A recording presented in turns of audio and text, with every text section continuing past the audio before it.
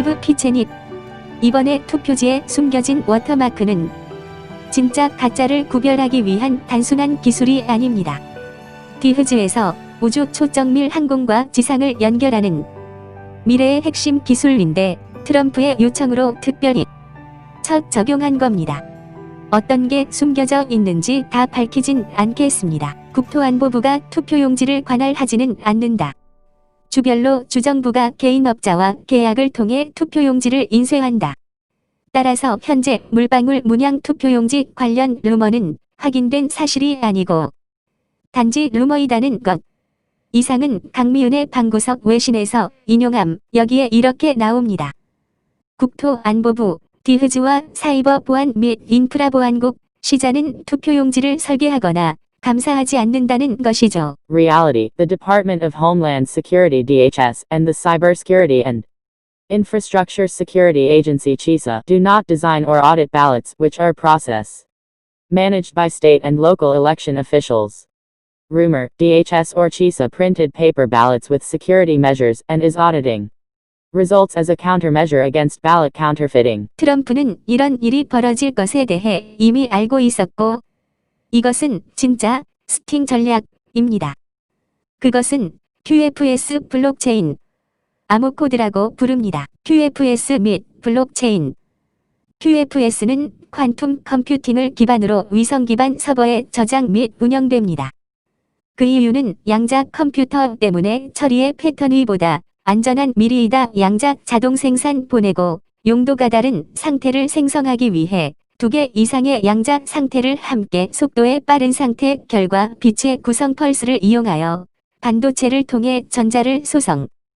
그것이 양자 컴퓨터가 적은 에너지로 훨씬 더 많은 정보를 저장하고 현재 상태의 컴퓨터보다 더 빠른 속도를 제공합니다. 비밀의 워터마크 삽입에 대한 이야기로 되돌아 가보겠습니다.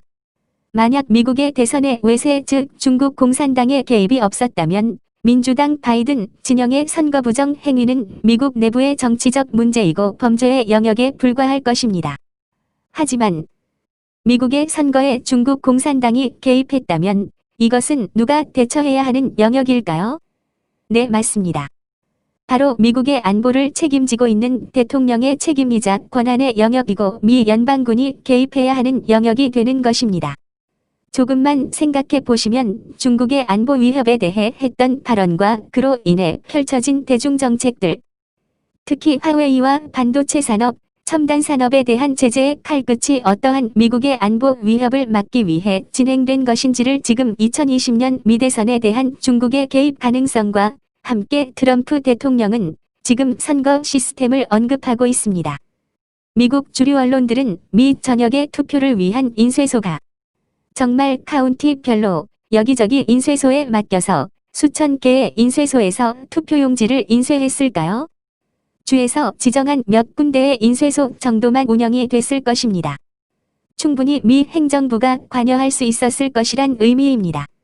미국에서 투표용지를 미 연방군이 개입했다면 인쇄소의 입을 함구시키거나 인쇄소에서도 정확히 원지를 알 수 없게 블록체인이 적용된 워터마크를 심는 것이 불가능했을까요? 국가의 안보가 걸려 있는 일인데 말입니다.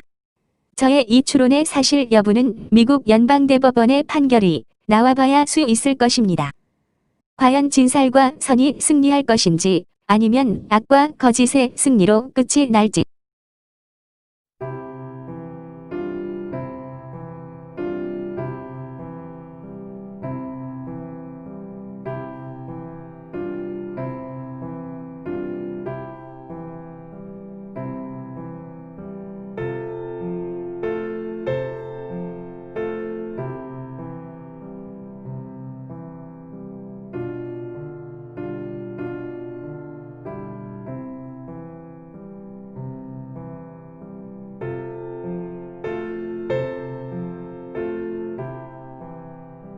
트럼프 대통령은 구티 어려운 길을 가고 있습니다. 미국 대통령 유세를 열심히 쫓아다닌 사람으로서 오늘 토요일 펜실베이니아주 주도인 해리스버그에서 있는 트럼프 대통령 지지 행사에 가면서 잠시 멈추어 제 의견을 정리합니다.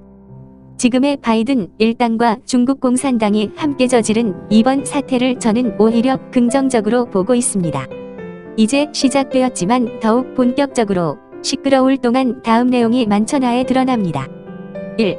조 바이든과 그 아들이 저질러 온 국가반역죄에 해당하는 부패 문제. 2. 오바마 전 대통령과 클린턴 일가가 연루된 힐러리의 나라를 위기에 몰아넣은 절대부패 문제.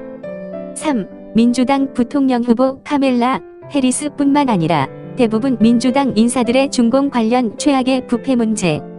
4. 미국 언론계, 경제계, 연예계 등의 미국 사회 전반에 걸친 철저하게 중국 공산당의 도미노예가 된 미국 사회의 심각한 문제.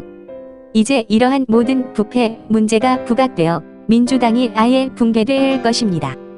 민주당만의 문제가 아닌 미국이 다시 일어설 수 있는가의 절체절명의 위기 상황입니다. 만약 민주당의 조작이 없어 원래대로 압승을 하고 쉽게 이겼으면 이러한 부패, 척결의 기회가 사라지게 되었을 것입니다. 그동안 트럼프 대통령의 지난 3년 반의 세월을 생각해보면 상상을 초월하는 음모를 동원한 공격으로 이보다 더한 고통을 겪으면서도 너무도 놀라운 실적을 이뤄낸 사람입니다. 모셔온 글. 이호근 방송